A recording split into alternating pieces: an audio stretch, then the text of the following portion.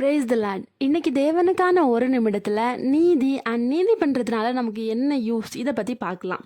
கோபாக்கினி நாளில் ஐஸ்வர்யம் உதவாது, நீதியோ மரணத்துக்கு தப்புவிக்கும் அப்படின்னு நீதிமொழிகள் 11:4 ஏசப்பா சொல்லியிருக்காங்க. நம்ம எல்லாருக்குமே ரொம்ப பணம் சம்பாதிக்கணும், நிறைய பொருள் வச்சுருக்கணும், அப்படியெல்லாம் நிறைய ஆசை இருக்கும். ரொம்ப வெல்த்தியான லைஃப் வாழணும்னு கூட ஆசைப்படுவோம். அதெல்லாம் வேண்டான்னு ஏசப்பா நம்மக்கிட்ட சொல்லலை. ஆனால் அதெல்லாம் நம்ம இந்த உலகத்தில் சம்பாதிக்கிறதுனால நமக்கு எந்த யூஸ்மே இல்லையா. ஏன்னா ஏசப்பா சொல்கிறாங்க, கோபாக்கினி நாளில் ஐஸ்வர்யம் உதவாது அப்படின்னு. அதாவது ஏசப்பாவோட நியாய தீர்ப்பு நாளில் நம்ம இந்த உலகத்தில் சேர்த்து வச்சுக்கிற பணம், பொருள், கோல்டு, இன்ஃப்ளூயன்ஸ் இதை மாதிரி எதுவுமே நமக்கு ஹெல்ப் பண்ண போகிறது கிடையாது. நம்ம செஞ்சுருக்கிற நீதி மட்டும்தான் நமக்கு ஹெல்ப் பண்ணும். நீதினா என்னன்னு யோசிக்கிறீங்களா? நம்ம செய்கிற நன்மையான விஷயங்கள் தான் நீதி.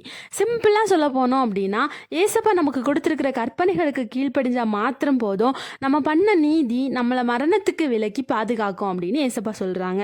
ஸோ ஏசப்பாவோட பிள்ளைங்களாகி நம்ம இந்த உலகத்தில் ஐஸ்வர்யங்கள் சம்பாதிக்கிறதுக்காக நம்ம எவ்வளவோ பிரயாசப்படுறோம். அதை விட அதிகமாக நீதி செய்கிறதுக்காக ஆயத்தப்படுவோம். Jesus loves you. தேங்க்யூ.